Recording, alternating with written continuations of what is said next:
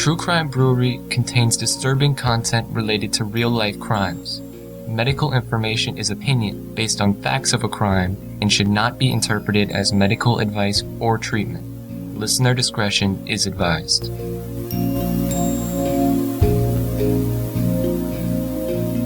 Welcome to True Crime Brewery. I'm Jill. And I'm Dick. Richard Marc Evonitz had already abducted 3 girls from their front yards in Virginia before he took 15-year-old Kara Robinson from her friend's house in South Carolina. Evonitz had a troubling history of criminal sexual behavior, but his friends and neighbors knew him as a good-looking, intelligent, and compassionate man living an ordinary middle-class life. Only his victims, teenage girls who were used to fulfill his twisted sexual fantasies, knew the monster inside of him.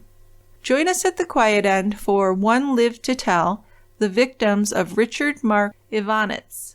On June 24, 2002, Evonitz imprisoned Kara Robinson in his apartment for 18 hours and repeatedly sexually assaulted her. After Kara managed to escape, Evonitz fled to Florida. In the end, it was Evonitz's sister who tipped off the police, setting off a high-speed chase which would end his life of cruelty and violence right there. The beer I chose for today is a Virginia beer. It's called Kentucky Christmas Morning, brewed by Hardywood Park Craft Brewery in Richmond. This is a milk stout, 10.6% alcohol by volume. So it's a bit of a biggie, and I'm sure we'll share it with our tie grabber buddies. So the beer's black, no real head to it. Great aroma, freshly baked gingerbread. Yummy. And it's got a taste of gingerbread, and as I like to put it, with chocolate drizzled on top of it. Ooh, yummy. This is a very smooth beer. It's never going to taste as good as that sounded. Probably not. It is good. And you don't even notice the alcohol. So, okay. Another reason to be careful of this one. Sure. So let's take this beer, open it up, drink it, share it. We'll have a good time.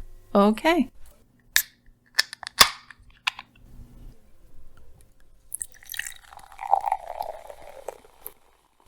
Come on over to the quiet end here and let's talk about this case. A real heartbreaker, but lots of twists and turns to discuss for sure. There are. So as usual, let's start off with when these people came into the world and what led them to where they were when these events took place. All right, so we're going to start with Evonitz's parents. Tess Reagan met Joe Evonitz while they were working in the same office in Columbia, South Carolina. They were attracted to one another almost immediately, and their relationship moved along quickly. In 1961, they married. Joe returned to Fort Campbell to complete his assignment in the Army, and this ended in June of 1962. So after that, the newlyweds moved into Joe's mother's apartment just outside of Perth Amboy, New Jersey. So in 1963, Tess was pregnant with her first child. So she goes out on maternity leave from her civil service job. But then Joe, who was working for the bus company, lost his job. So this left the couple in pretty horrible shape financially. Joe convinced Tess to ask her parents for money, but instead of sending money, her parents drove to New Jersey and took Tess back to her childhood home. Well, yeah, when I read about that, I thought, well, they must not really have been fond of him to begin with if they did that. Right? Yeah, because that's not a response if you care about the guy. So they probably weren't too happy that Tess had married him in the first place, is the kind of vibe I get here. Well, yeah, I did. I mean, if they're purportedly asking for money and the response is, we're taking our daughter, our pregnant daughter back to South Carolina with us. Sure. Wow. Well, it's the 60s, right? So they expect him to support his pregnant wife. Yep. Which he wasn't doing, clearly. Now, Joe was able to get to South Carolina in time to be there for the birth of their son. This is Richard Marc Evonitz, and he was born July 29, 1963, in Columbia, South Carolina. Now, Joe had a brother named Richard, so the family called the new baby Mark. Right, so when Mark was about 2 years old, Joe was unemployed again. He, Tess, and Mark moved back to Joe's mother's place in Perth Amboy. Mark didn't have many children to play with in the apartment complex, so Tess would often take him to the park. And at the park, he was an energetic and friendly child. In 1968, when he was 5 years old, his sister Kristen was born. and according to his mother, he adored her. One of his early interests was in cars, specifically Matchbox cars, which his father bought for him. And by the time he was in kindergarten, Marc could name the make and model of every one of the cars in his collection, and even cars that drove down the street. In March of 1971, Marc got another sister. This was Jennifer. So by then he's 8 years old, and he's looking at his sisters as pretty much daily pains in the ass. He always took care of his toys and books and stuff, but like most younger siblings, Kristen and Jennifer often scribbled with crayons in his books and broke his toys. So Marc would get kind of angry about this. Yeah, a bit of a temper right then is what they noticed. Yeah, but still, Jennifer remembered him as a good big brother. Yeah, his sisters did care about him, and he seemed like a normal boy. He was a member of the Boy Scouts, he played Little League Baseball, and he was a pretty good student, too. He had friends, and he was good at skateboarding. But the family moved frequently because Joe would get fired or quit his job often, and their money would run out, resulting in an eviction, and then the family would move on to another neighborhood. So Marc attended 3 different elementary schools by the time he was 11 years old. So not the most stable home life. No, but I've heard of a lot more moves than that. 3 by the time he's 11, yeah. Yeah, I mean, that's not terrible, but it sounds like Dad went from job to job fairly quickly. Oh, yeah, I think there was a lot of stress in the house because he couldn't hold a job and pay the bills. Although the family usually did make a decent impression in each new community, according to Tess, the household was usually just in chaos. Now, Joe had this predictable pattern of behavior that included drinking too much, becoming verbally abusive, and then just passing out. So it didn't take much to set off his temper, and he yelled a lot, and he would call all of the family members names like moron or loser. And according to Tess, the verbal abuse escalated into physical abuse around the time that Jennifer, the youngest child, was born. The physical violence escalated dramatically when Tess was pregnant with Jennifer, and we know that's pretty common. The violence, though, wasn't only directed at Tess, but also at the children. And as the oldest, and being a boy, Marc was often targeted by his father. So now we see a little bit more into the inner workings of the household. So not only could Dad not hold a job, he was a mean drunk. Apparently, yeah. Physically and verbally abusive. Yeah, according to his wife Tess, yes. So Tess went back to work after the third baby was born and really didn't know how bad things sometimes got in the house while she was away. And according to Diane Fanning, in her book about this case titled Into the Water, the children kept some violent incidents to themselves. And then after they were adults, they shared what they had kept inside for years. Jennifer said that between their frequent moves and her poor self-esteem, making friends was very difficult for her. Ashamed, the 3 Evonitz kids usually avoided bringing their friends to their house. And as Marc got older, he was just a quiet student with very few friends.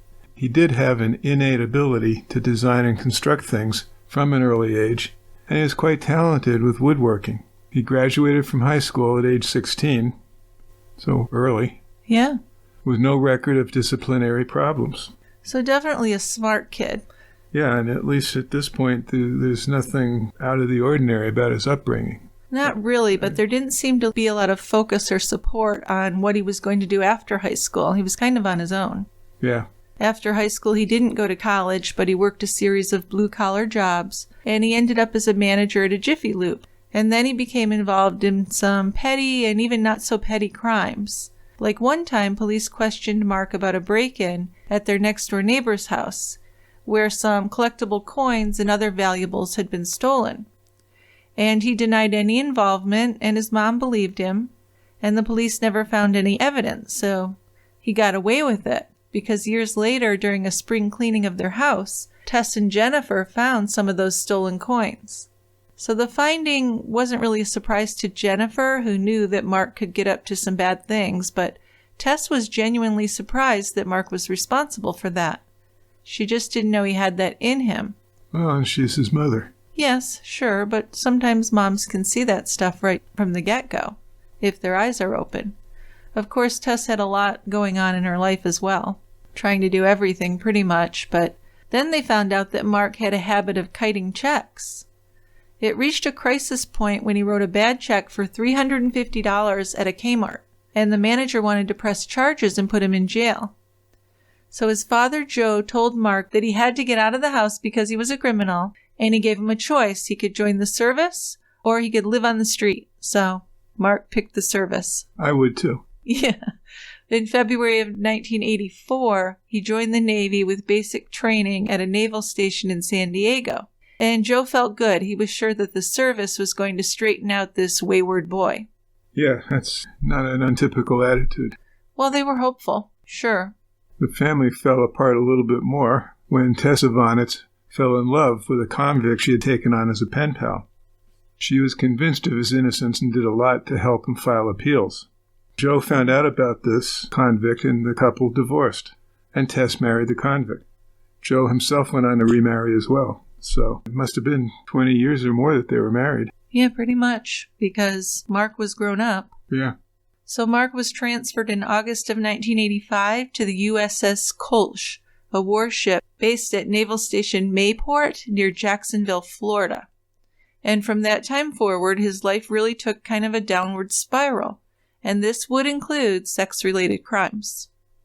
So on January 3rd of 1987, a 15-year-old girl was walking on her street with her 3-year-old sister at around 4 o'clock in the afternoon, and as they prepared to cross at an intersection, there was a beige Dodge with South Carolina plates that stopped in front of them. Inside the car was Marc Evonitz. When his intense staring got her attention, he looked down at his lap, so her eyes followed his, and she was shocked to see that his erect penis was outside of his pants and he was holding it in his hand.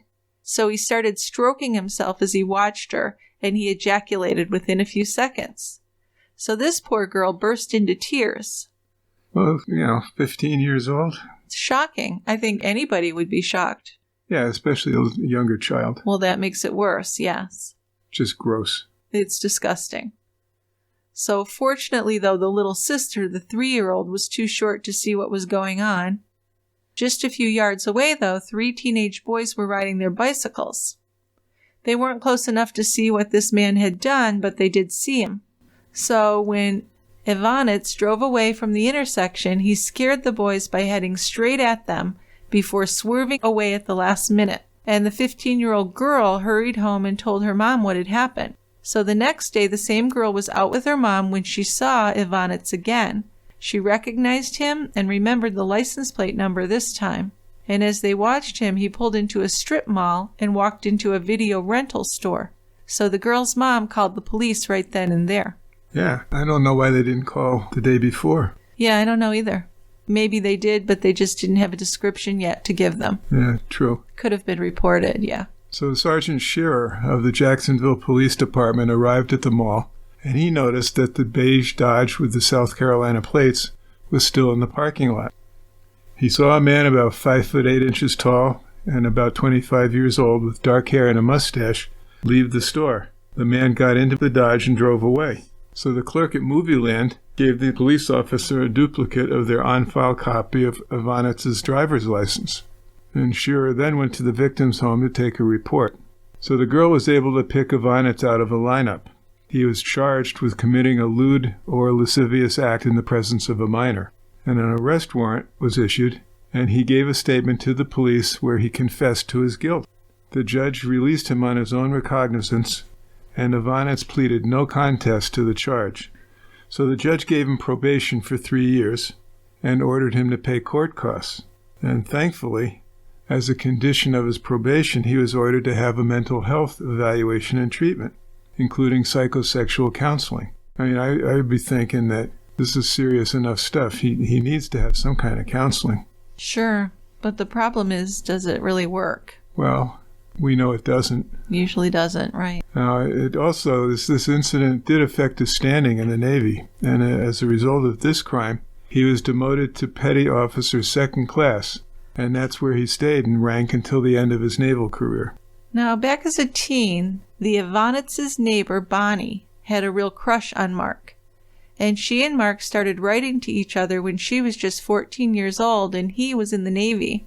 And these letters led to a romantic relationship. So they were together whenever Mark came home on leave. His sister Jennifer was disturbed that Mark was attracted to a girl so young, but she wasn't really alarmed.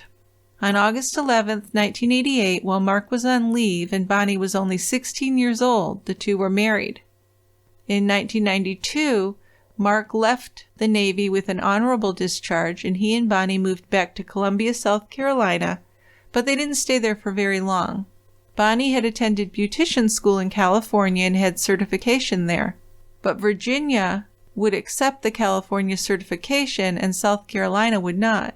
So since Marc had a good relationship with his Uncle Richard in Virginia, the couple moved near him in the Spotsylvania area.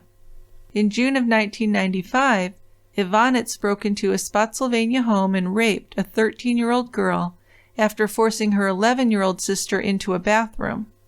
Both girls were able to give a description of their attacker, but there wasn't enough detail to connect this crime to Marc Evonitz. So, wait a minute. We have 2 eyewitnesses. Yes. What more detail do you need? They couldn't find who they were talking about. They said it's the man that looked like this and that, but they had no way to connect that to Evonitz. Okay, yeah. So that could happen, certainly. That could, yeah. Yes. So, of course, these girls were very damaged emotionally by this, but he pretty much got away with that, basically. Went in, attacked him, pushed the younger girl, locked her in a bathroom, and raped the 13-year-old. So, a real horror. Well, I guess. I mean, you'd never really get over that. How could you? Be very, very difficult. It would. So then later in 1995, Bonnie and Marc bought a lot in the South Oak subdivision near Spotsylvania. This was a neighborhood of houses ranging in price from $90,000 to $150,000. So they hired a contractor who built them a white house on a cul-de-sac, and they moved into the house in the early spring of 1996. Their next-door neighbors were Keith and Monica Raba, who had moved into their home just 6 months before that.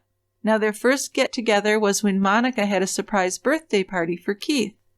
After that, the Rabas and Evonitzes shared dinners and cookouts often.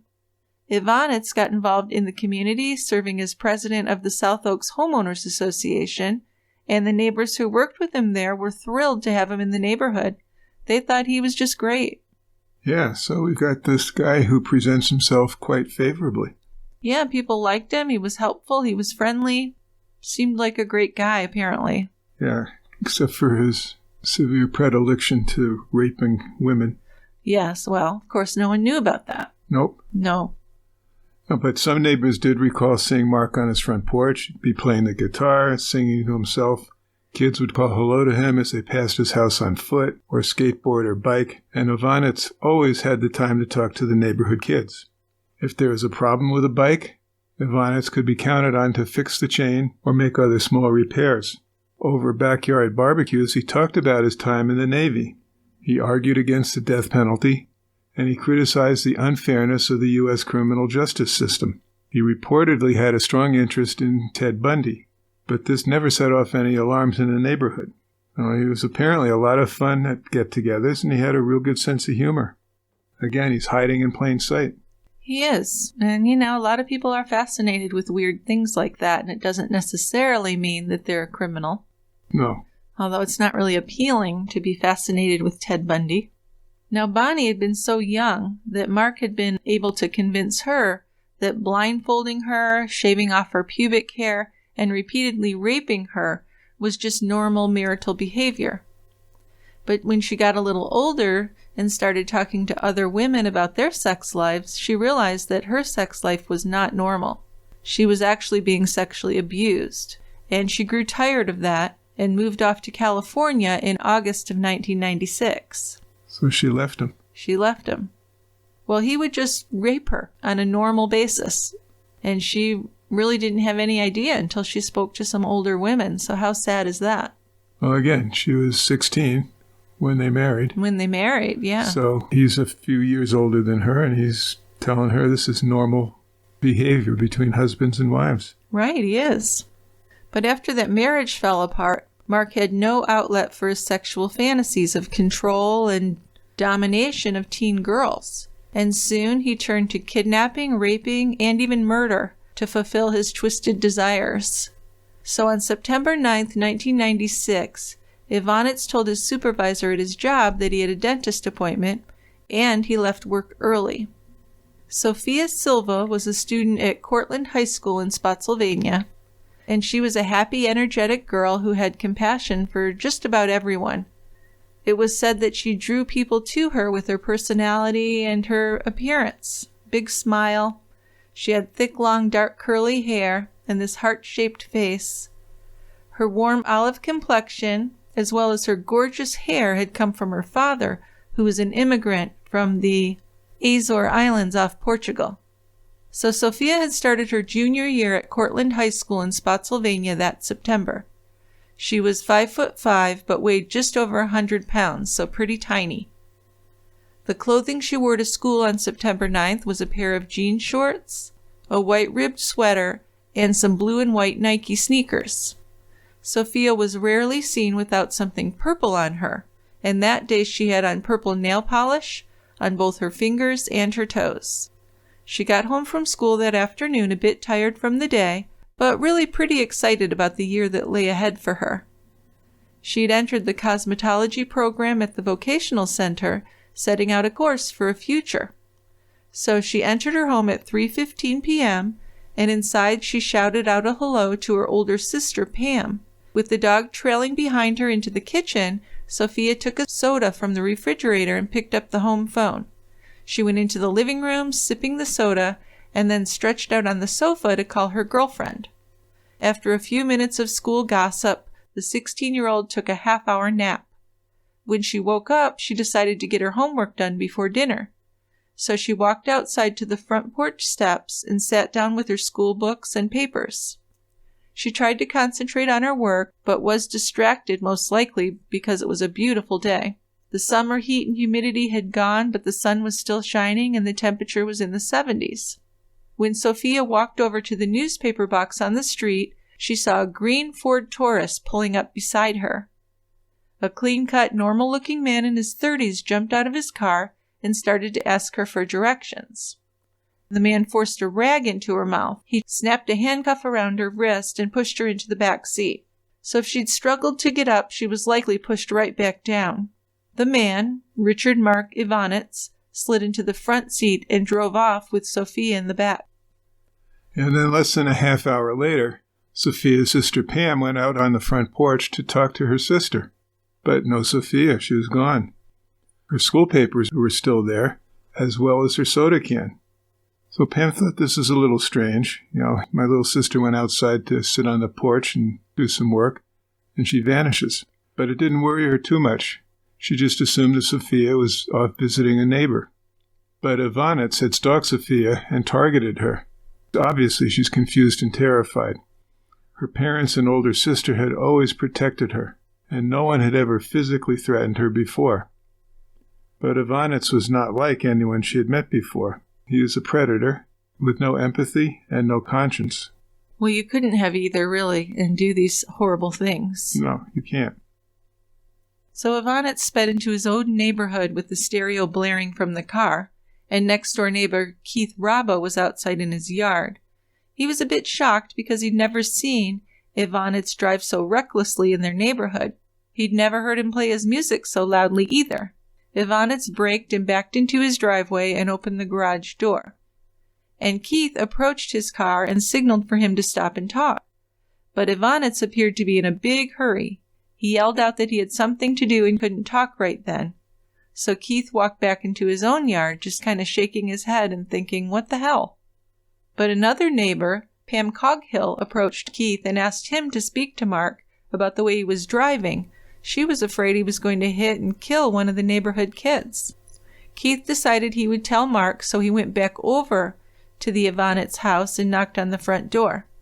And the door opened just a crack. Evonitz said that he didn't have time and shut the door in Keith's face. Now behind that door, Evonitz had Sophia Silva, and he assaulted her. Now her fear, agony, and desperation will never be known to anyone but her, but we can imagine the horrors that she went through that day. We do know that Evonitz stripped off her clothing, restrained her naked body, and shaved her pubic area. Now he tried to rape her, and then he strangled her. He redressed her dead body, leaving off her underwear, socks, and shoes. Then he took a blue moving blanket and some rope from the trunk of his car.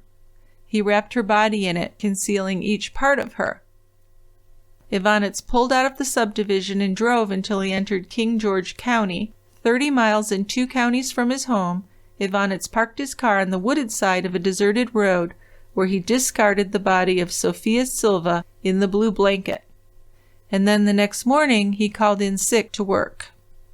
So Sophia's mom, Phyllis, came home from work on the evening of September 9th, and she saw Sophia's soda and papers out front. Pam was inside, but she was unaware that Sophia still wasn't home. Sophia's dad, Umberto, arrived home from his construction job a few minutes after his wife. When Pam told her parents that she hadn't seen Sophia for over an hour, they went to Sophia's bedroom, assuming she'd be in there. Her backpack was lying on her bed, and inside the backpack were her house keys, makeup bag, and wallet. And Sophia would not have gone anywhere without her keys or her money or even her makeup. So Pam was pretty sure that something was wrong. Sophia never left the house without telling her where she was going. So when dinner was ready, Phyllis stepped out into the front yard and called out for Sophia. Still no response. Then Phyllis began calling everyone Sophia knew who lived within walking distance. No one had seen her. The family sat down to dinner, hoping Sophia would suddenly return. And they decided to wait 1 more hour, and then they'd call the police. So Umberto went out and drove around the neighborhood. Whenever he saw anyone he knew, he stopped and asked if they'd seen Sophia. And as it began to get dark, a feeling of dread really started to weigh heavily on him. They haven't found her. She just vanished. Yeah, and this is an area where there really wasn't a lot of crime. Everyone felt safe. So this was unexpected, shocking, and, just really upsetting. And so Umberto returned home to the hopeful faces of Pam and Phyllis and told them he couldn't find Sophia. So that's when they called the Spotsylvania County Sheriff's Department to report her missing. Well, the daylight hours and the populated neighborhood made an abduction of Sophia seem unlikely. A neighbor who'd been out riding his lawnmower at the time hadn't seen anything. Sophia's disappearance was entered into the National Crime Investigation Center, and bulletins went out across the state. Then on September 12th, a major search effort began, with search dogs and divers. Canvassing of neighbors was done as police looked for anyone who might have seen anything odd or any sign of Sophia. The Spotsylvania County Sheriff's Department notified the National Center for Missing and Exploited Children, but Sophia remained missing. Now, there seems to be a thing with teenagers where the police are called and they'll say, oh, she probably just ran off with a friend, because I guess that does happen a lot. But in these kinds of cases, it's just so frustrating. Yeah, I wonder what the statistics are on that. Yeah, we did go over those once. We I hear just that can't all the remember. time. Yeah. But, the family knows that something's wrong, but there's not like a big search for a couple of days. Right.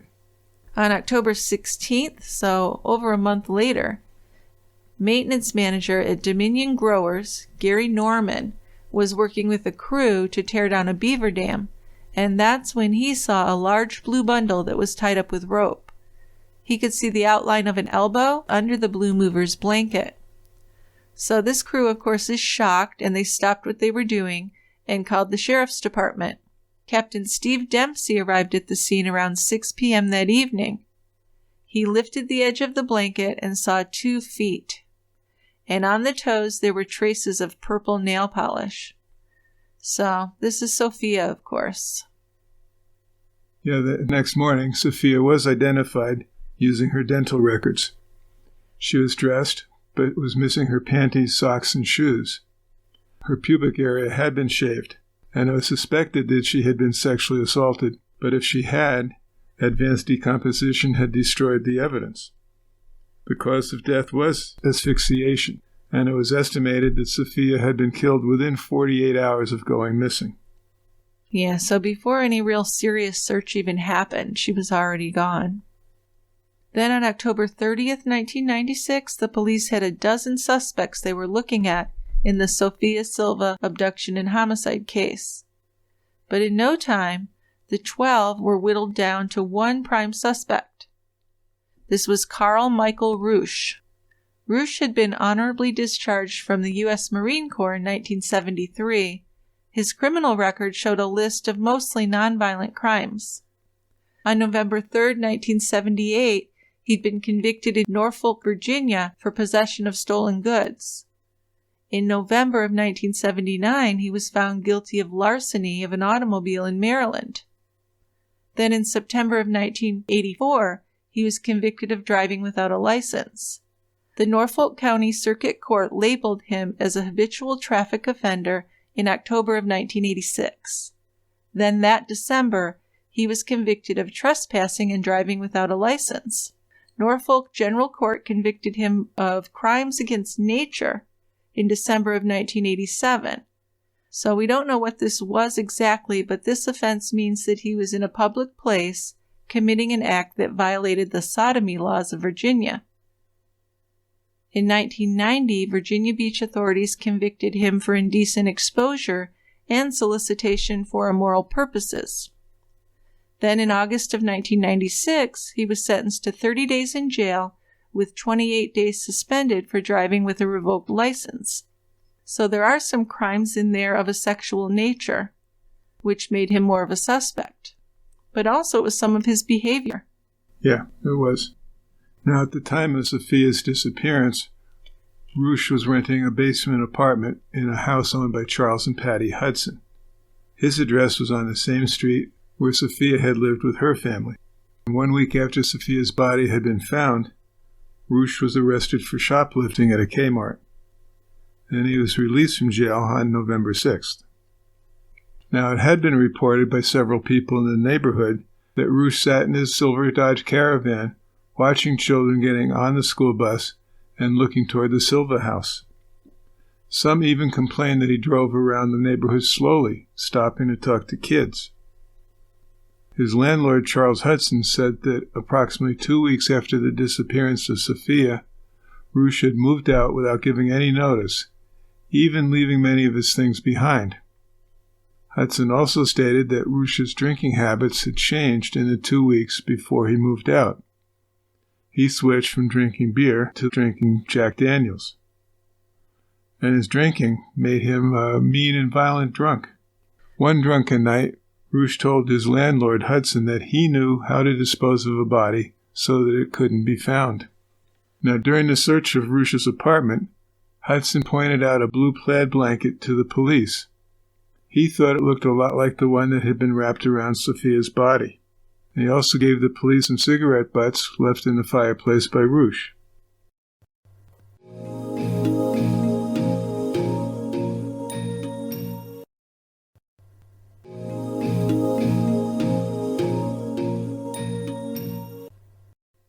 And now with his wife gone, Marc Evonitz joined a local gym. Then one day after returning from there, he stopped to tell his neighbor Keith about an 18-year-old woman at the gym. "You need to grow up," Keith told him, "and start dating women your own age." And according to Keith, Mark just laughed and said, "Hey, I like young girls." Ugh. Yeah, right. Now, on November 28th, the police interviewed Roosh about the abduction and murder of Sophia Silva. And at the end of the interrogation, Roosh agreed to take a polygraph. Arrangements for the test were made, but as soon as Roosh was told that the examiner was coming, he changed his mind. But his van was taken and processed for evidence. When the evidence results came in from the state forensics lab, it was determined that the fibers from the carpeting, a rug, and a seat cover in his 1984 Dodge Caravan matched in physical, chemical, and optical properties the fibers found on Sophia's body. So a grand jury was convened, and Roosh was charged with abduction and first-degree homicide. While Roosh sat in jail, a double murder occurred, though, and this made some investigators question his guilt in the abduction and murder of Sophia Silva, because this double murder had a lot in common with Sophia's murder. A whole lot. Kristen and Katie Lisk were the daughters of Patty and Ron Lisk. The Lisks bought their home on Blockhouse Road in 1988. Quiet neighborhood. There are 27 houses there, most set back from the road on large wooded 3 to 5 acre lots. And only a patch of the siding of their house could be seen from the road. So we're talking kind of rural stuff here. Yeah, a little bit secluded. The family were members of a nearby Baptist church. Both of the girls were good students. Kristen loved horses and took riding lessons once a week. She was in the 9th grade in the 1996-97 school year. Katie was in her first year of middle school. She was a competitive basketball player who loved to read. Both girls were just a source of joy to their parents. Yeah, then on May 1st, 1997, Marc Evonitz called in sick to work and took the day off. 14-year-old Kristen Lisk got a ride to school with a friend's mother that morning, and after a normal day at school, her friend Becca walked Kristen to her bus stop. And as she hopped on board, Kristen yelled to Becca to call her as soon as she got home. Now, Katie Lisk took the bus to Spotsylvania Middle School that morning. After a full day of classes, she and her friend Dara met at their lockers, and Katie boarded her bus to go home. So after Katie got home and entered her house, she walked back to her bedroom. But then she heard something outside. She left her book bag on her bed and went out to check. And she saw a man with a green Ford Taurus with the trunk open. The man spoke to her and Katie walked toward him. And then all of a sudden he grabbed her, bound her, and threw her into the trunk, where she saw that her sister was already in there tied up. But there were no witnesses. Kristen struggled to free herself and her little sister. But Evonitz drove his Taurus into his home garage and closed the door behind him. Then he brought the girls into his home, where he undressed both of them. He shaved Kristen's pubic hair, and the police believe that only his erectile dysfunction stopped him from actually raping the girls. But no more is known about what happened to these girls before they were killed. Evonitz did asphyxiate the sisters and redress them. Then he carried them one by one back to the trunk of his car. About 35 miles from the home of Kristen and Katie Lisk, Evonitz pulled over to dispose of them in a river. He tossed the young girls into the water, where their bodies became tangled up in the logs and with each other. So just a totally gruesome thing. Isn't it? And these parents, these are both of their children, are gone. Well, that afternoon at 3:10 p.m., Ron Lisk called home to check on his daughters. Either he or his wife Patty would call home every school day if one of the girls didn't call them first. So he got no answer. He called Patty. He was scheduled to take Kristen to her horseback riding lessons, so he drove home. He called the house again on his way home, still getting no answer. He arrived at the house at 4 p.m., saw Kristen's book bag and geometry book lying in the front yard by a bush in a neat pile. He went inside and looked for the girls, but they were nowhere inside, nor were they outside the house. He knew they had been there after school. He called Patty, told her something's wrong here. Ron then played a message on the answering machine from Kristen's friend Becca. She had called at 3:45. Ron called Becca, then he called his next-door neighbors. Neither had seen or heard from the girls, so he called every friend in the neighborhood. A close friend came over just before 5, and after listening to Ron's denial and rationalization of the signs that something bad had happened to his girls, the friend said, "Ron, you got to call 911. So Ron called the police to report his daughters missing. Now, I kind of get that, because if you don't call the police, maybe it's not so serious. Maybe they're just going to show up. Right. Once you call the police, you're admitting that something horrible may have happened. Now, the Spotsylvania Sheriff's Department put up a roadblock on the Lisk street, questioning anyone who drove past. They were really hoping to find someone who'd seen something suspicious that Thursday afternoon. Then the next day, May 2nd, Evonitz called into work sick again, extending his sick leave. On May 6th, road maintenance workers from the Virginia Department of Transportation were scheduled to perform some routine work on Old Ridge Road. It was sunny at 2:20 p.m. when two members of the crew who were mowing grass saw something very shocking in the water. There were two bodies partially submerged and floating slightly apart from one another. So their minds had that denial that many people have, where they think, oh, there's our mannequins. Yeah, you just don't want to think that could happen. No, especially such young people. Just really horrible. Less than 1 hour after the discovery of the bodies, local detectives and the FBI came to the scene, and after the girls' bodies were removed from the waist-deep water, they were taken to Richmond for autopsy. During the autopsy, a head hair was found on Katie Lisk's sock, and another one was found on Kristen's clothing. The 2 hairs did give investigators a DNA profile. And then within a week, investigators had over 1,000 leads to follow. America's Most Wanted aired a story on the girls. Investigators had a list of all known sexual offenders in the region, and they focused their attention on those men. Surveillance teams followed up some potential suspects. Now, Richard Marc Evonitz was not on that list. That's because his 1987 conviction in Florida happened before the law that would require him to report to local authorities came into effect. So we got a pass on that. Yes, otherwise he would have popped up. So questions about Carl Michael Rusch's guilt were coming up in the minds of the people of Spotsylvania. Investigators and the prosecutor at first clung to their belief that they had the right man, and all the fiber evidence supported that. But his defense attorneys were convinced of his innocence. The forensic lab reports in the Sophia Silva case tied Rusch to Sophia's murder, but the similarities in the Silva and Lisk cases were too obvious to ignore. Oh, sure. I mean, they're abundant. Yeah. Right? We got all 3 girls being abducted from their own front yards, middle of the day. All of them were slender with dark hair. Each body was found dressed. Kristen and Sophia had shaved pubic areas. Katie probably wasn't because she's prepubertal. Oh, that's just horrible. A review of the evidence in the death of the Lisk sisters convinced FBI profilers that Spotsylvania County had a serial killer. Well, gosh, it really seems that way, doesn't it? Yeah. The problem is that the perpetrator, or the alleged perpetrator of the first murder, couldn't have been the perpetrator of the second and third murders. Right, so there's definitely something wrong there. Yep. The investigation team decided they needed to put any of these doubts to rest, which was really smart. So they went to the state lab in Richmond and got the forensic evidence, so the FBI could retest it and report their findings, which they did on June 2nd. Their report had determined that none of the fibers did match, none of them. Absolutely none of the conclusions by the state forensic analysts were accurate.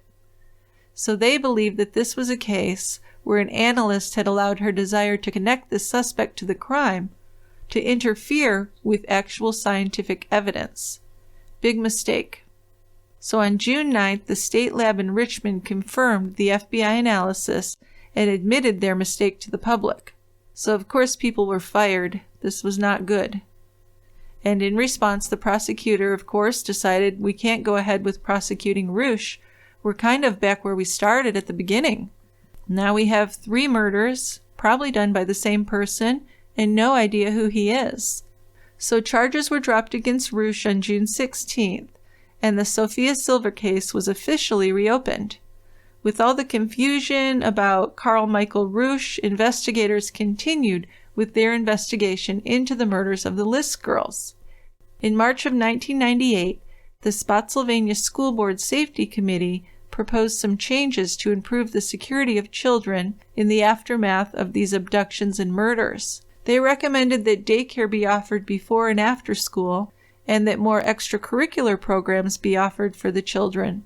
The committee also wanted to continue hosting Escape School, which is an educational seminar that teaches children how to escape if they're kidnapped.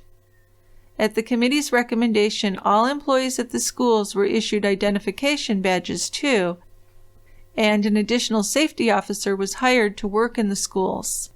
That August, Mark had a new girlfriend. She was a waitress at a diner, and he had asked her out when she was waiting on him. In November, they traveled to Columbia, South Carolina, to spend Thanksgiving with Evonitz's family members. And 2 weeks later, they moved into his sister Kristen's home in Columbia. Then a few days before Christmas, Mark got married to this new girlfriend. Well, yeah, and meanwhile, the police are just kind of thinking, how are we ever going to solve this? It's almost like another crime has to happen in order for them to be able to solve it, which is a horrible feeling, I'm sure. Yeah, but that's kind of what they were reduced to. Yeah, unless someone was to come forward, absolutely. Now, in April, the couple moved into the Crossroads Apartments complex in the St. Andrews area of Columbia. With over 600 apartments on 45 acres of land, it was the largest complex in the entire state. Neighbors saw Mark as a quiet and friendly guy. He and his wife appeared to be in love. The wife worked at PetSmart, and the couple had 3 or 4 birds, they had hamsters, they had fish, they had hermit crabs. They had kind of a zoo going at their house. Yeah, kind of a little too much, right? Kind of dirty and not a good situation for these little animals. So on Sunday, June 23rd, 2002, Evonitz's wife was going to Disney World with his sister and his nephew. And the next day, Evonitz was alone at his home when he took a large beige Rubbermaid container out into the parking lot of his apartment complex. For his plan that day, he used his mother's 1998 green Pontiac Firebird. He put the container in the back seat of her car and drove to West Columbia in Lexington County. He ended up in the Dove Trace subdivision there. Teenagers, Kara and Heather, were very close friends, and Kara spent the night at Heather's house Sunday. The next morning, Heather's mother, Cindy, saw that Kara was asleep on the love seat, and her younger daughter, Heather's little sister, Jessica, was asleep on the sofa. So Kara and Heather slept late and woke up excited because they were going to spend the afternoon at the lake together. But before they could go, Heather had to water the flowers like she'd promised her mother that she would. So Kara took over the watering of the flowers to speed things up, while Heather went to take a shower. So as Kara was watering the flowers with the hose, she noticed a green Pontiac Firebird driving past. It appeared to be leaving the neighborhood, but then it returned and it pulled into Heather's driveway. Evonitz sat in the car for a moment before stepping out with a stack of magazines in his hands. He asked Kara if her parents were home, and she told him, well, this isn't my house, it's my friend's house, and her mother's out. Evonitz moved as if to hand Kara the magazines and asked if he could leave them with her, but after Kara took them, he pulled a handgun from beneath the magazines and he forced Kara into his car at gunpoint. He then pulled the lid off of the Rubbermaid container in the back and told Kara to get in. Then he closed the lid. This isn't a good start to things, is it? No, getting in the car is bad enough, but then getting in a container has to be so terrifying. No kidding. So about 10 minutes later, Evonitz pulled over the car onto an unpaved road in a deserted area. He opened the container and secured a pair of fuzzy handcuffs around Kara's wrists. Then he put a wad of paper towels into her mouth, and her jaw got stretched some more when he pushed a rubber ball into her mouth. He then tied a strip of fabric around her neck and attached the loose end to her handcuffs. Then he pushed the lid down tight on the container. Inside, Kara couldn't see and had difficulty breathing. Well, yeah, if you were claustrophobic at all, this would be horrifying. Plus, it would be hard to breathe. She could have easily suffocated in there. She could have, yeah. Yeah. So back at Heather's house, Heather got out of the shower and got dressed for their trip to the lake. When she was ready to go, she went outside to call Kara. But Kara was gone without a trace. Heather walked out to where the hose was lying on the ground. It was still running. Then she went through the house room by room, calling for Kara. Heather went next door to her neighbor, Gordon Shaw, and he told her that he had seen Kara get into a car with a man who looked like he was her father. But Heather knew Kara's father was out of town, so she picked up the phone and called her mother, Cindy. It did take a minute to convince Cindy of the seriousness of this situation. But once she understood that, she told Heather to lock the doors and stay inside, and then she hung up to call Kara's mother, Deborah. So Cindy gave Deborah her neighbor's description of the man and the car, and neither were at all familiar with Deborah. So the two women realized that Kara had been abducted. Deborah panicked. She left her office immediately and drove to Heather's house. Cindy dialed 911 and reported this possible abduction. Then she, too, drove to her house. Kara was carried into Evonitz's apartment in the Rubbermaid container. When he set it down and removed the lid, she saw that she was in a room full of birds and small pets. Kara realized that she was in a very bad situation, and she decided that she would try and cooperate and go along until she could find an opportunity to escape. So she was very smart about this. While there, she tried to take notice of every detail so that when she escaped, she'd be able to identify her captor. So Evonitz allowed her to get out of the container, and he led her to his bedroom. He untied the cloth that kept her handcuffs up near her neck. Then he removed her handcuffs and forced her to undress. Then he attached her to a homemade wooden restraining device on the bed so that her arms and legs were spread at eagle. And then he raped her. Kara worked hard not to struggle against him, trying to survive. When he was through, he removed the ball and wad of towels from her mouth. When she asked for some water, he ordered her to call him Daddy and to say please. So she went along with this, but felt horrified and sick to her stomach. When she used the bathroom, she noticed that there were things belonging to a woman in there. Makeup and a hairbrush with long red hair in it. Right, so this was just a really weird situation. Another thing she said is that he asked her questions about her life, like about school and if she had a boyfriend and if she'd ever had sex or done drugs. So that was really strange. And then the fact that she had him call her Daddy. Her father would later say that she used to call him Daddy, but after this, she never did again. I'll bet. Yeah, so it had quite an effect on her. So back at Heather's house, Kara's mom, Deborah, and the police arrived at about the same time, 2:45 p.m. Cindy arrived a couple minutes later. Neighbor Gordon Shaw reported seeing the Firebird, which he thought was a Trans Am, pull up in front of the house while Kara was watering the flowers. He said he saw a white man wearing a plaid shirt, blue jeans, and a baseball hat get out of the car. The man had dark blonde hair, was about 5'11", and weighed between 200 and 240. Shaw saw the man speaking with Kara, but nothing looked suspicious to him. Well, isn't it interesting, the descriptions, how they vary? We've had other people describe him as about 5'8". Yeah. So, just another thing about eyewitnesses being a difficult thing. Well, I think it's really tough to look at somebody with no other real point of reference and try to determine height and weight. Oh, sure. I agree. I would be terrible at that. So Kara seemed to get in the car willingly with the man. That eyewitness account convinced the two police officers that Kara was just a rebellious teen who had run off with someone. Great. Now, I'm not sure why that account convinced him of that. Well, I guess just because she seemed to willingly get in the car, but I mean, that doesn't mean anything. She could have been under any threat. Right. So I don't think that should be that convincing. Well, and her mother, Deborah, told the police that her daughter had never run away before, and she is happy with her family. There are no issues. And Heather backed up Deborah, saying that Kara had never said anything to her about wanting to run away. No one could think of anyone Kara knew who owned a green Trans Am, and she had left her shoes and her purse behind. Yeah, so it really doesn't make sense in that way. But the police officers still believed that she was a runaway. Still, the mothers and Heather insisted that she wouldn't have done that. Yeah, so we got a kind of a standoff here. Right. So they went to Kara's boyfriend's house to look for Kara or the car, but they found nothing. Evonitz had Kara watch the news with him at his apartment to see if there was anything on there about her abduction. There was no mention of her disappearance at all, but it had only been a couple hours since she was abducted, and the police still had not decided if she was a runaway or a victim of a kidnapping.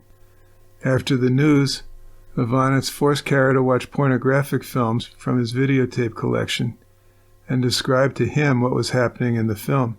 It's just horrible. He stopped once in a while so he could sexually assault her. Then he washed dishes, and while he was doing that, Kara volunteered to sweep the floor.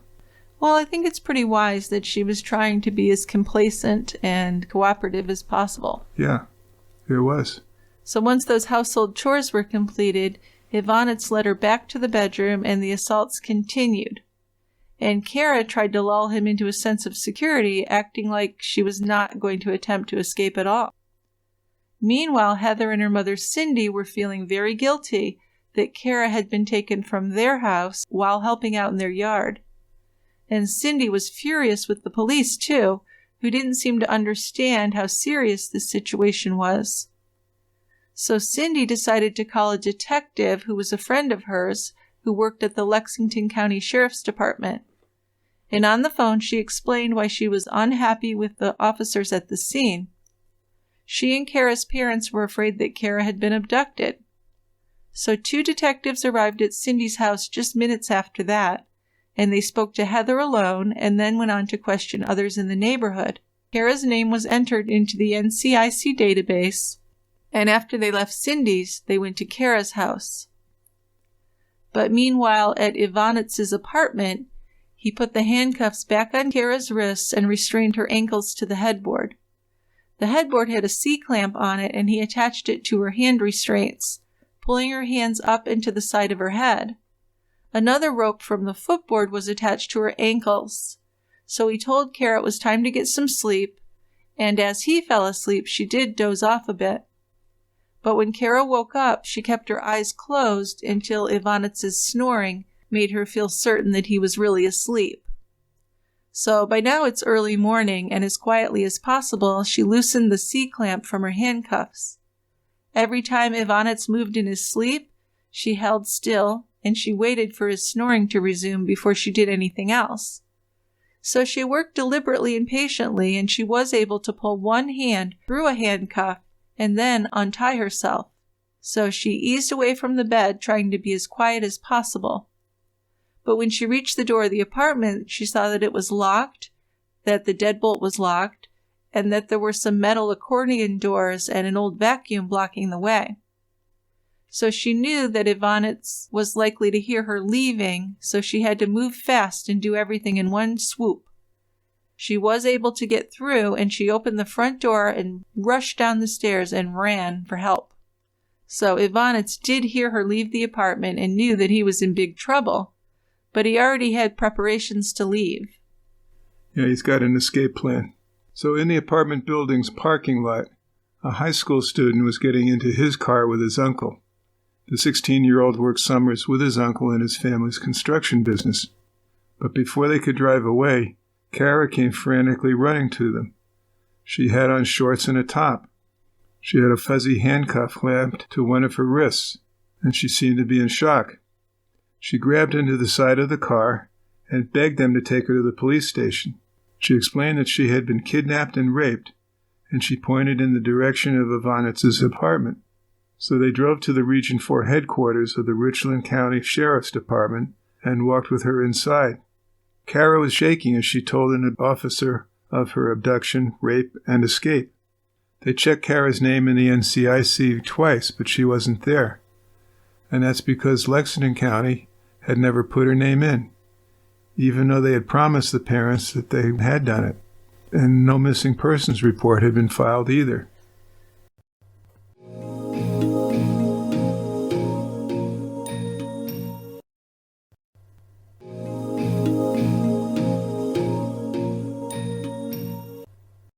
So there's a lot of things in here about forensic lab and police where they made a lot of errors.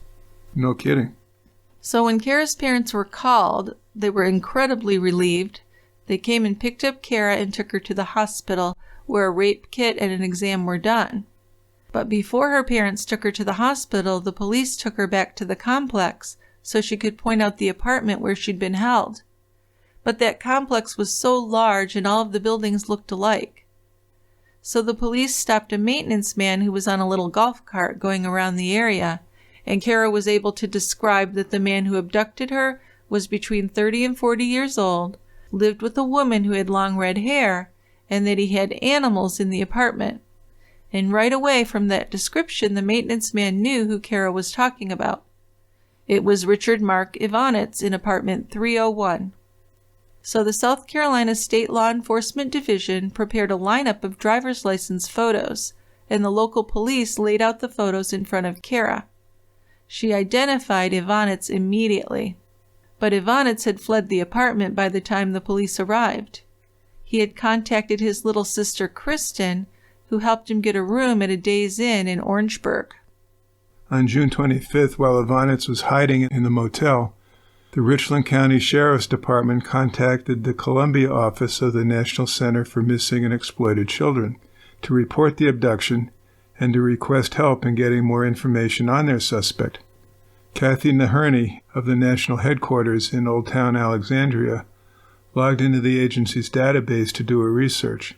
She typed in Richard Marc Evonitz's name, birth date, and social security number.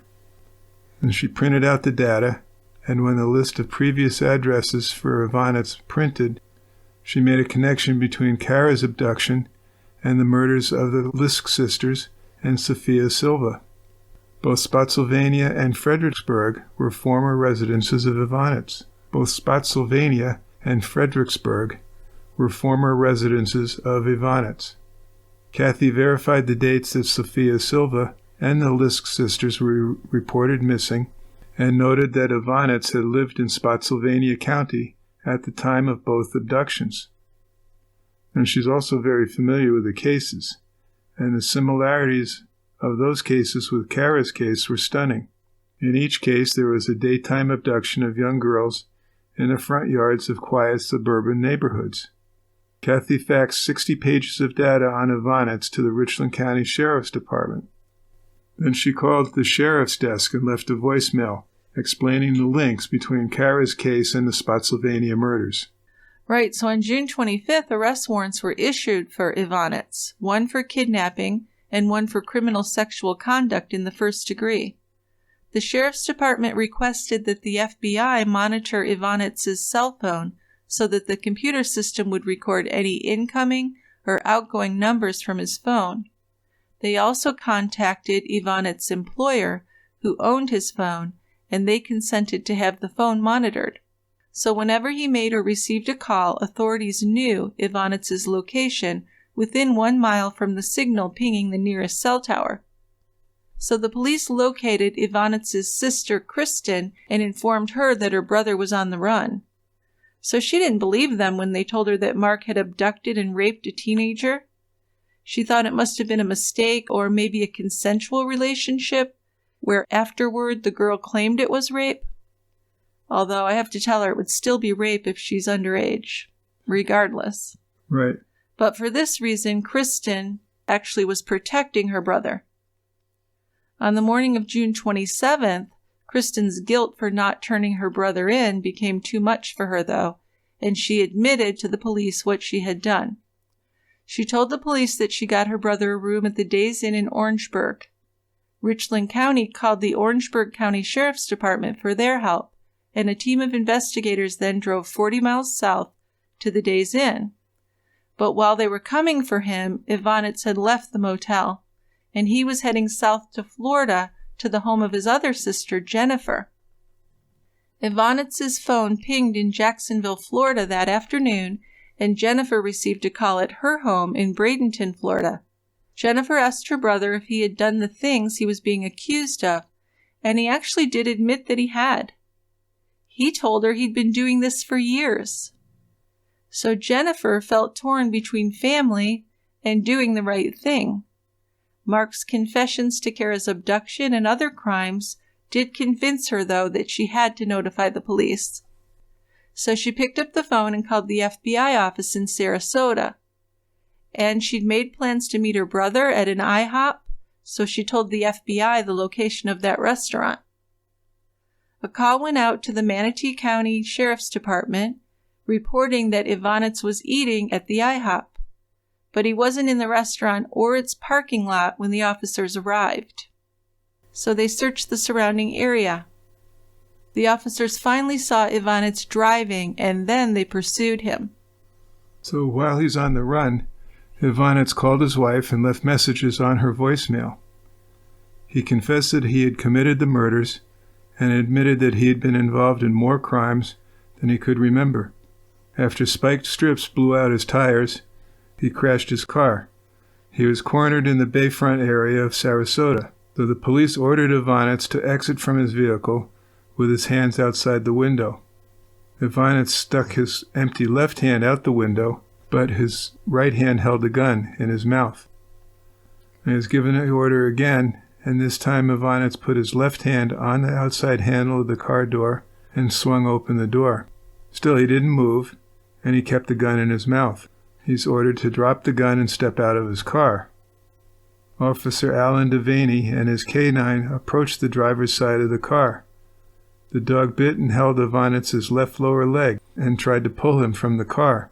When that didn't work, the dog clamped down on Evonitz's elbow.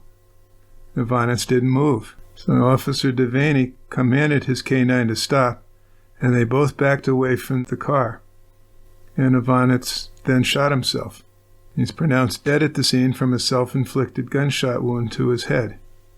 Yeah, so I guess you don't want him to shoot the dog, right? Or shoot you. And if he's not cooperating, they were probably thinking this guy would shoot, right? He's in a precarious enough situation where he's going to be willing to use violence. Right. Yeah. So Evonitz's family, including his wife, were really shocked to learn that he was a serial rapist and killer. The search of Evonitz's apartment showed a real life in chaos because there was clutter from the numerous pets and there were many bottles of prescription drugs lying around.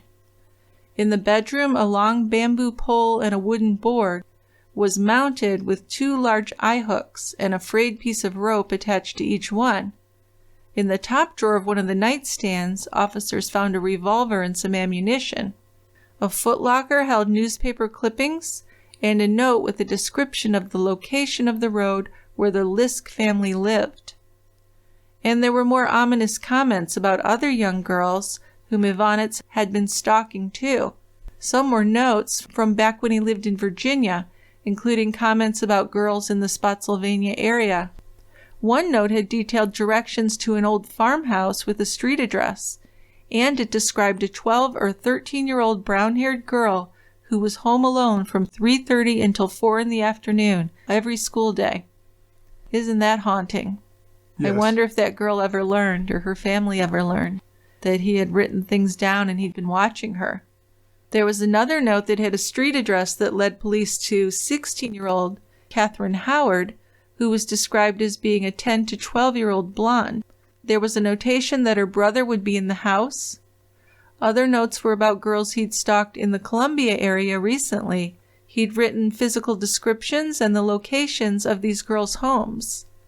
Police also found pornographic videos and magazines in the apartment. Actually, when they'd finished their search, they had found a total of more than 300 videos. And most of this material had shaving, bondage, and sex with children.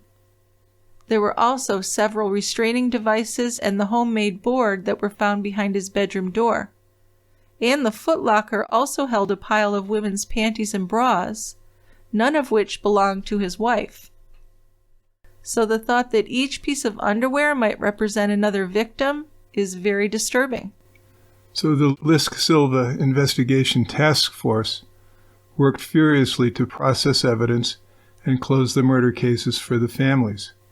They had to wait for the FBI lab to match DNA fibers and fingerprints to confirm that Evonitz was the killer. An FBI group of 12 specialists focused exclusively on the Evonitz case. They interviewed everyone they could find who had interacted in any way with Evonitz. Every woman that they interviewed said he was creepy and made them feel uncomfortable. Well, sure, but before there were all kinds of neighbors and people who thought he was wonderful. Yeah, he's a great guy, friendly, good with kids, blah, blah, blah.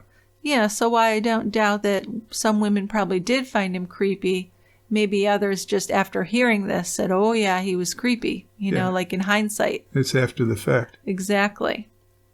Now they also searched to connect Evonitz to the death of Alicia Showalter Reynolds. On the morning of Saturday, March 2nd, 1996, Alicia, who lived in Baltimore, Maryland, said goodbye to her husband and drove more than 150 miles to spend a day shopping with her mother in Charlottesville, Virginia. She left early so she'd have plenty of time to meet her at the mall at 10:30 a.m. But Alicia never showed up. And at around 6 p.m. that evening, her car was found 50 miles away along a highway in Culpeper, Virginia. The next day, the police had set up a roadblock and talked to witnesses who said they'd seen Alicia along Route 29, talking to a man with a blue pickup truck on the side of the road. Police later found out that at least 20 women came forward claiming that while driving along Route 29, an unknown man had tried to get them to pull over. What he would do is he would get their attention by honking his horn, flashing his lights, and yelling at them, telling them that there was something wrong with their car. So on May 7th, 2 months after Alicia's disappearance, her body was found in a wooded area 15 miles away from where she disappeared. So her cause of death wasn't released, but investigators said that she had been murdered, likely on the same day that she vanished. But her killer has never been identified. The unidentified man was described as 35 to 40 years old, 5'10" to 6 feet tall, with a medium build and reddish-brown hair. But nothing was found to solidly link Evonitz to her murder. Evonitz did fit the description of the man, and his father lived nearby in Arlington at the time of this disappearance. But many of the aspects of Alicia's disappearance and murder differ from Evonitz's known victims. For one, Alicia was older. She was 25 and she was married. Investigators had other suspects who they believed more likely to have been Alicia's killer. And then when the DNA analysis came back from the FBI, Evonitz was eliminated as her perpetrator. Law enforcement in South Carolina, Florida, California, and Illinois opened their cold case files to look for any more victims of Evonitz. Many were ruled out with DNA analysis, but in cases where there was none, the research into Evonitz continued. When the investigation was completed and fiber and DNA analysis results were shared, Evonitz was identified as the killer of the Lisk sisters and Sophia Silva. The amount of fiber evidence was considerable, especially since the bodies had been left in water for long periods of time. All 3 girls had fibers from the same blue fuzzy handcuffs that had restrained Kara in South Carolina. Acrylic fibers found in Evonitz's Spotsylvania apartment and on some of his possessions in Columbia were found on all 3 victims. Carpet fibers from 3 different rooms of his Virginia house were found on all 3 girls as well. Pink fibers from a bathroom rug found under some pornographic magazines in the closet of the South Carolina apartment were the same as fibers found on Katie Lisk. Fibers from an Afghan made by Evonitz's first wife were on the bodies of Sophia and Katie. Fibers from the trunk of his Ford Taurus were matched to fibers on all 3 girls. And there's head hair, too. Mitochondrial DNA analysis matched the hairs found on the victims to Evonitz. One was inside the sock of Katie Lisk, another was wrapped in the rope that was wrapped around Sophia in the blue moving blanket. Well, some of the best evidence was actually fingerprint and palm prints found on the trunk of Evonitz's car, which belonged to Kristen Lisk. Fortunately, the Lisks had recorded their daughter's handprints when they were younger. Put together, the evidence was overwhelming. Still, many in law enforcement believe that Evonitz committed more crimes that will never be solved. And that seems likely. And he did tell his sister he'd been doing more crimes than he could remember for years. Right. This is an ongoing thing. So the Spotsylvania Crime Solvers Board of Directors decided to give the $150,000 reward money to Kara, Evonitz's final victim. Kara and her family attended a reward ceremony where they met the families of Sophia Silva and Katie and Kristen Lisk. In Spotsylvania, investigators re-examined the evidence in the unsolved rape from June 1995. This is the one where a man had broken into the home, locked the 11-year-old in the bathroom, and raped her 13-year-old sister. And in December of 2002, Evonitz's DNA was linked to DNA taken from the 13-year-old girl. Because remember, the girls could describe him, but he hadn't been found. Right. So, and as you said, he told his sisters that he'd done this before.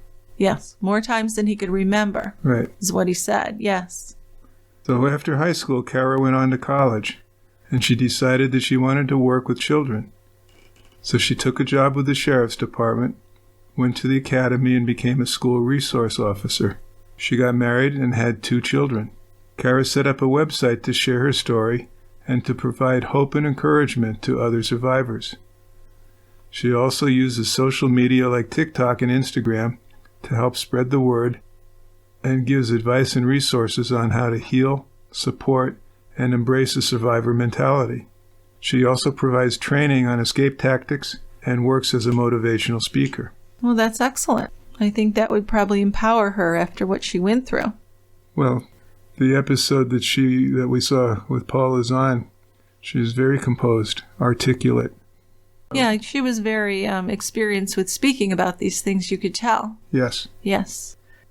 TCB's music was produced by Mike McClellan, and you can find out more about his work by going to his website, podcastps.com. So we're segueing into feedback now, and before we do, I'd like to thank our listeners for the 5-star reviews you've left for us on Apple Podcasts. We asked for more of them at the end of our last few episodes, and you've come through for us, so thank you very much. If you haven't left a review yet, what are you waiting for? Please consider doing it to help us find new listeners for the show. Takes a couple of minutes, but we appreciate the effort very much. If you have comments, a case suggestion, or a beer you're just dying for us to try, please send us an email to truecrimebrewery@tiegrabber.com or leave us a voicemail. There's a direct link in our show notes that you can click on, and you can record your voicemail for a future show. If you're interested in supporting our show and getting ad-free and bonus episodes, please go to our website and click on subscribe, and you can see your options there. We also have a similar program on Patreon where you can get your shows without ads and get these bonus shows, which we do at least once a month.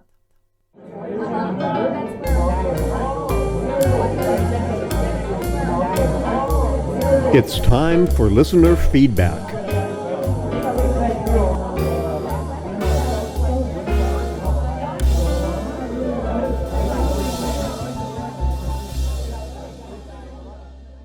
So I'm sure we have great feedback today. Dickie, what have we got?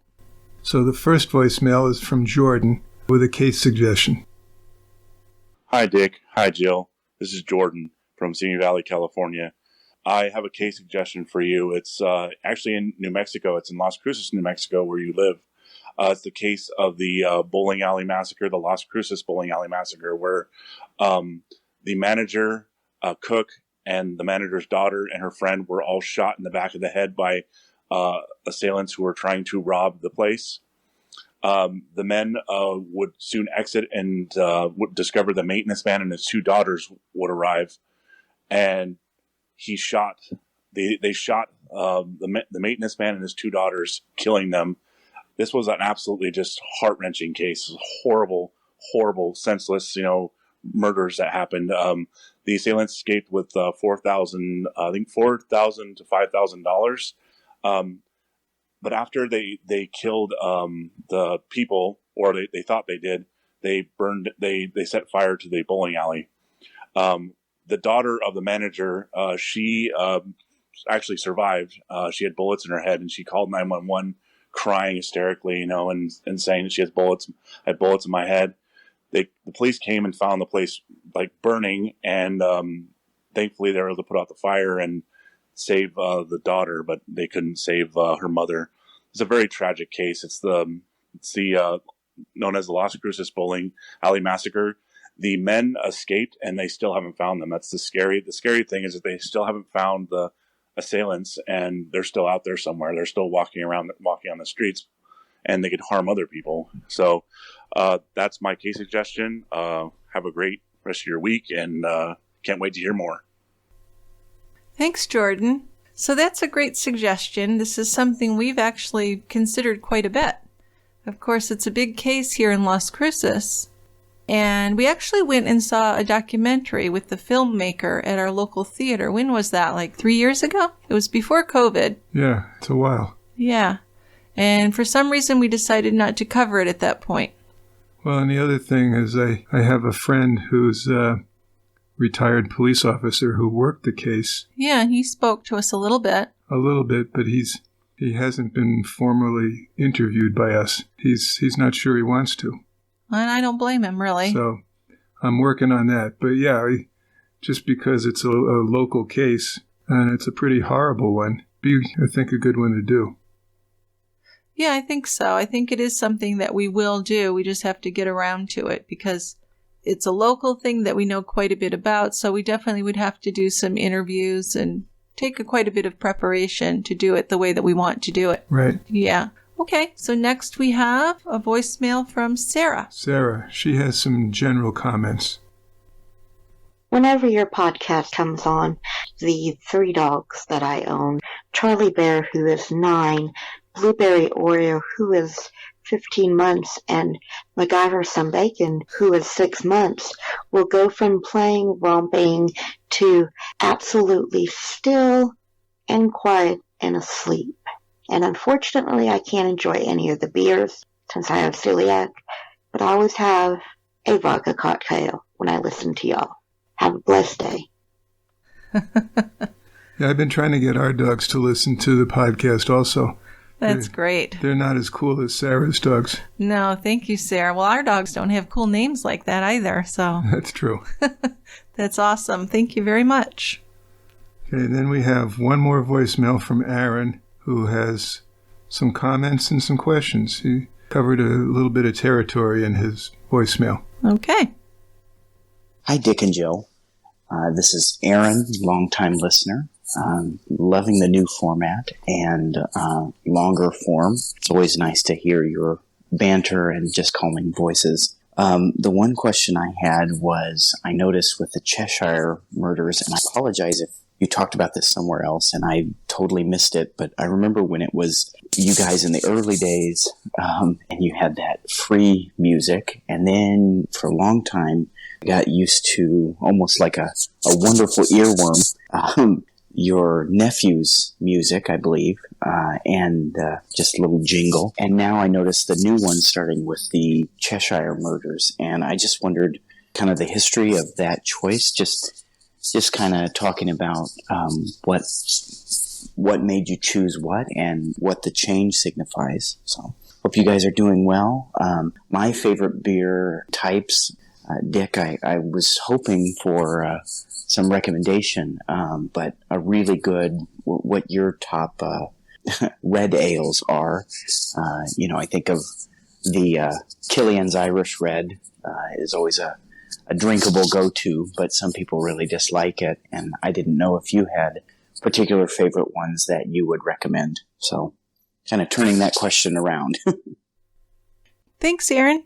So the music. You do the music first, and Okay. I can answer the red. Well, it's not a big deal. I don't know what to say, really. First of all, the music that I really liked was copyright-free music I found on YouTube. And I thought that was great music for our show. But then I could hear it being used in other things occasionally because it was free to the public. So I decided we should get our own special theme song. And that's when we went to Tristan. He's a wonderful musician. And he wrote us our song that we had for probably 3 years, which I really liked. I liked that song a lot. And then after a few years of it, I thought, I think we need a change to something a little more ominous and slow. Not for any real reason. I just like to change things up once in a while. So we met this Mike McClellan, and he did that for us. And I think, first of all, we went to Mike because we wanted some kind of segue into feedback, that little segue music we have now. And then he ended up doing a theme song for us as well. So that's how that happened. No particular reason why or when we did it, just to change things up a bit, I guess. And why don't you talk about the beers, Dickie? Sure, that's easier. So yeah, Killian's Red is a pretty decent red. I have some favorite ones. A couple they don't brew anymore. There's one called Flipside from Sierra Nevada. That was a great red. I don't think they do that anymore. And there's a one from Stone called Pataskala Red IPA. Excellent beer, but again, not around. Beers that I can remember as still being brewed, there's Red Seal from North Coast Brewing Company. Wonderful. And then there's our favorite. This is going to have a spot in Jill's heart forever. It's brewed by La Cumbre Brewing in Albuquerque. And it's a red. The one we had was an Imperial Red called El Rojo Grande. And Jill got a little schnookered on this one. Well, we were on vacation, so. She really liked it. And they've brewed another red ale that's quite good, and the name escapes me at the moment. But you can't go wrong with Le Cumbre unless you're in a part of the country that doesn't get Le Cumbre beers. Well, then you're out of luck. Yeah, then we'll have to work a trade or something. But yeah, you do quite a bit of that. You send local beers to people in other parts of the country, and they send you local beers. So that's how we keep our if anyone wants to do that, going. Dick does it quite a bit. It's a good way to get beers from other places that you might not be visiting, and you might not be able to access the beers. Yes. So I hope I'm not setting myself up for anything, but that's where we are. You could be setting yourself up for something good. Could be. You could be. Okay, everybody. Well, thank you for listening, and thank you for the wonderful feedback. We really enjoy that a lot. We do. Yes. So we'll see you next time at the Quiet End. Bye-bye. Bye, guys.